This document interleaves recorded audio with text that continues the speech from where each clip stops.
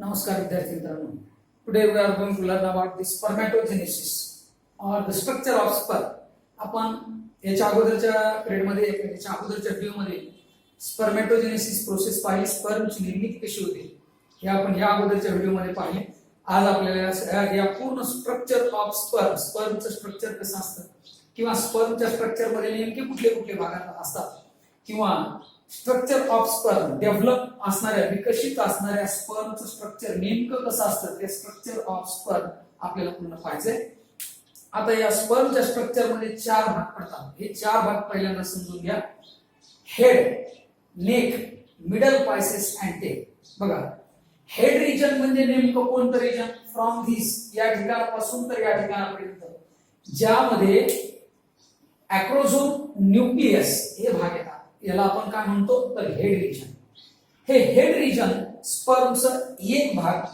दुसरा neck region, ज्या neck region मध्ये प्रॉक्सिमल सेंट्रिओल आणि डिस्टल सेंट्रिओल हे दोन भाग येतात. स्पर्म मध्ये नेक रिजन मध्ये दोन भाग येतात, प्रॉक्सिमल सेंट्रिओल आणि डिस्टल सेंट्रिओल. या प्रकारचे दोन सेंट्रिओल्स हे नेक रिजन मध्ये येतात. नेक रिजन हा very short part of this sperm are called as neck region. या नेक रिजन म्हणजे या स्पर्मचा अगदी शॉर्ट पार्ट असतो, ज्याच्यामध्ये प्रॉक्सिमल आणि डिस्टल सेंट्रिओल हे दोन सेंट्रिओल या नेक रिजन मध्ये पाहायला मिळतात.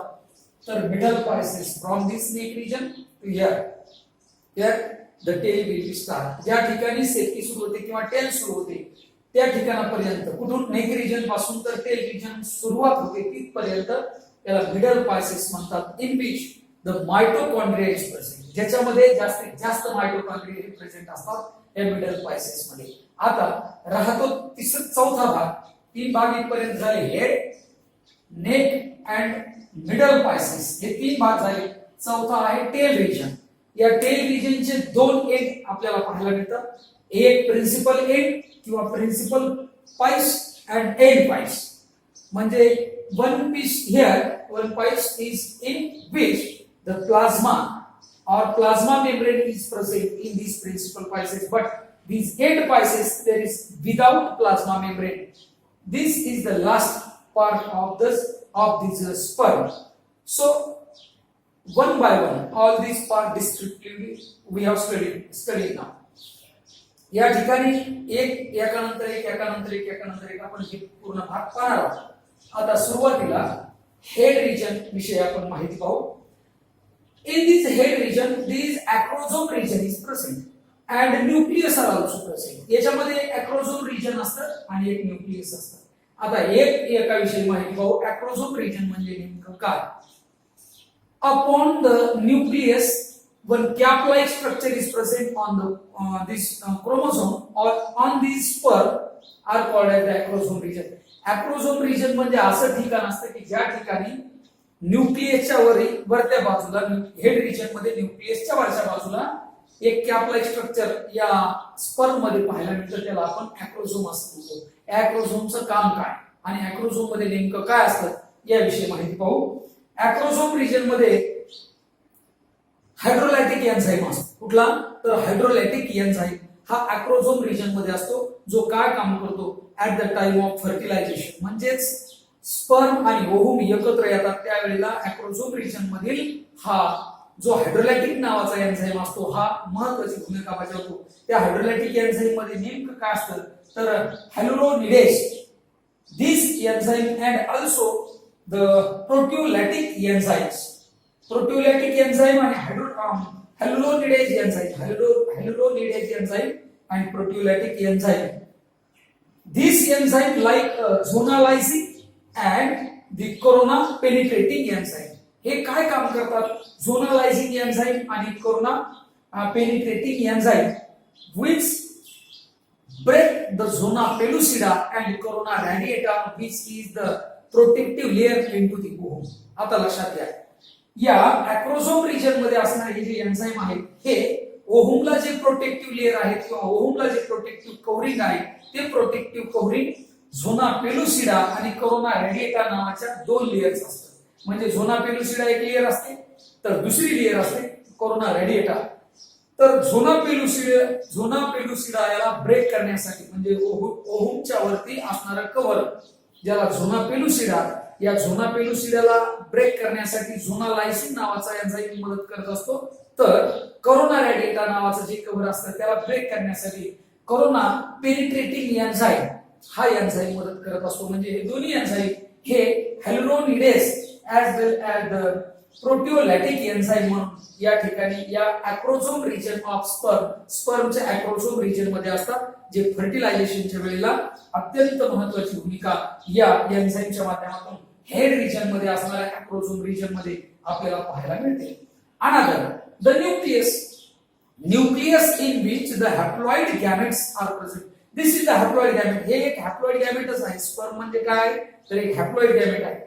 n number of chromosome present in the nucleus. या न्यूक्लियस मध्ये n number of chromosome present असतात, जे हॅप्लॉइड कंडिशनचे आपल्याला पाहायला मिळतात. हॅप्लॉइड कंडिशन ही ओहुमची सुद्धा असते आणि हॅप्लॉइड कंडिशन ही स्पर्मची सुद्धा असते. In which the nucleus the haploid number of chromosome means one set of chromosome which is a m. There is the 23. How many? There is the 23 chromosomes are present in the nucleus. या nucleus मध्ये 23 chromosome present असतात, जे haploid set of chromosome in human being. मानवी प्रजातीमध्ये सर्वसाधारण 23 हे haploid condition आहे. 23 chromosome या न्यूक्लियस मध्ये प्रेझेंट असतात. Means this head region, there is the acrosome region and nucleus are present in the head region. या हेड रिजन मध्ये अॅक्रोझोम प्रेझेंट असतं आणि न्यूक्लियस प्रेझेंट असतं. इथं आपण हेड रिजन विषयी इथपर्यंत माहिती पाहिली या स्पर्मच्या. आता नंबर 2 ला neck region. It is the very short part in the sperm. या स्पर्म मध्ये नेक रिजन हा खूपच छोटा आणि लहान भाग असतो. In which the proximal centriole and distal centrioles are present. ज्याच्यामध्ये प्रॉक्सिमल सेंट्रिओल आणि डिस्टल सेंट्रिओल असे दोन सेंट्रिओल हे नेक रिजन मध्ये प्रेझेंट असतात. This neck region present in between the head and middle pieces. Neck region ही head region आणि middle पायसेसच्या मध्ये अगदी थोडासा छोटा भाग हा नेक रिजनचा पाहायला मिळतो. म्हणून याच्यामध्ये फक्त दोनच या घटक आपल्याला पाहायला मिळतात, एक प्रॉक्सिमल सेंट्रिओल आणि दुसरं डिस्टल सेंट्रिओल असे दोन भाग.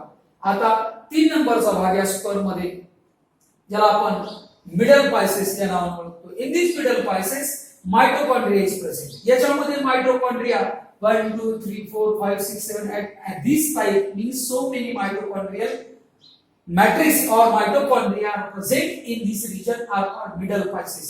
माइटोकॉन्ड्रिया ज्याच्यामध्ये असतात त्याला आपण मिडल पायसेस असं म्हणतो. What is the function of this mitochondria in this sperm. या स्पर्म मध्ये मिडल पायसेस मध्ये असणाऱ्या माइटोकॉन्ड्रियाचं फंक्शन काय आहे. These mitochondria produce the energy to the sperm. या स्पर्मला एनर्जी पुरवण्याचं काम या मिडल पायसेस मध्ये असणाऱ्या माइटोकॉन्ड्रिया कडून केलं जातं. कशासाठी. The work of sperm there is the swing from vaginal flux to the fallopian tube for fertilization. Vaginal flux पासून युटेरसच्या माध्यमातून युटेरसच्या वे मधून फॉलोपियन ट्यूब पर्यंत स्विम होत जाणं किंवा स्वीप होत जावं लागतं. त्या स्विमिंग साठी किंवा त्या एका ठिकाणाहून दुसऱ्या ठिकाणी मुवमेंट करण्यासाठी लागणारी एनर्जी, जी एनर्जी माइटोकॉन्ड्रिया कडून पुरवली जाते स्पर्म. म्हणजेच sperm have lot of energy from only the mitochondria take. या माइटोकॉन्ड्रिया कडून एनर्जी स्पर्म घेतो. फक्त माइटोकॉन्ड्रिया कडेच ती एनर्जी असते. ती एनर्जी माइटोकॉन्ड्रिया साठवून ठेवतात आणि जे माइटोकॉन्ड्रिया मिडल पायसेस मध्ये आपल्याला पाहायला मिळतात. म्हणजेच for the swimming and also the living purpose. जगण्यासाठी आणि स्विम होण्यासाठी, एका ठिकाणाहून दुसऱ्या ठिकाणी ट्रान्सफर होण्यासाठी या स्पर्मला जी एनर्जी लागते ती या माइटोकॉन्ड्रिया पासून, मिडल पायसेसच्या माइटोकॉन्ड्रिया पासून मिळवली जाते. या तिसरा भाग या ठिकाणी आपल्याला पूर्णपणे कंप्लीट पाहायला मिळतो. मिडल पायसेस मध्ये इट हॅज ऍक्सियल फिलामेंट. या मिडल पायसेस मध्ये मात्र सर्वसाधारणतः axial filaments surrounded by 10 to 14 spiral turns of mitochondria. जवळपास 10 ते 14 हे स्पायरल माइटोकॉन्ड्रिया या मिडल पायसेस मध्ये आपल्याला पाहायला मिळतात. आणि हे स्पायरल म्हणजे जवळपास असे गोलाकार प्रकारचे स्पायरल म्हणजे गुंडाळले गेलेले असे स्पायरल प्रकारचे माइटोकॉन्ड्रिया 10 ते 14 माइटोकॉन्ड्रिया याच्यामध्ये आपल्याला पाहायला मिळतात. त्यांचे टर्न आपल्याला पाहायला मिळतात. It produces energy for sperm. याच्यापासून या स्पर्मला पूर्णपणे एनर्जी पुरवली जाते, ते फक्त माइटोकॉन्ड्रिया पासूनच. त्याचबरोबर टेल रिजन आहे. स्पर्म मध्ये मायटोकॉन्ड्रियल रिजन म्हणजेच मिडल पायसेच्या नंतरचा जो भाग आहे याला आपण टेल रिजन असं संबोधतो. This is the tail of sperm. ही पर्यंत ही टेल रिजन पाहायला मिळते. या टेल रिजन मध्ये दोन भाग पडतात ज्यामध्ये principal pieces and end pieces. आता principal pieces and end pieces मध्ये काय फरक आहे? Principal pieces in which the plasma membrane is present. याच्यामध्ये प्लाझ्मा मेम्ब्रेन असतो which start from the middle pieces means from the mitochondrial matrix. या mitochondrial matrix पासून किंवा मायटोकॉन्ड्रियल रिजन पासून ही टेल आरंभ झाली, सुरुवात झाली. तर ही प्रिन्सिपल पायसेस यांना म्हणता येईल इथपर्यंत. मात्र याच्यानंतर शेवटी एंड पायसेस ज्या ठिकाणी आहे त्या ठिकाणी मात्र विदाउट प्लाझ्मा मेम्ब्रेन. या ठिकाणी कुठल्याही प्रकारचा प्लाझ्मा मेम्ब्रेन या एंड रिजन मध्ये एंड पायसेस मध्ये पाहायला मिळत नाही. याला आपण टेल रिजन म्हणतो. In this way there is the four part in the sperm. चार भाग स्पर्म मध्ये पाहायला मिळतात.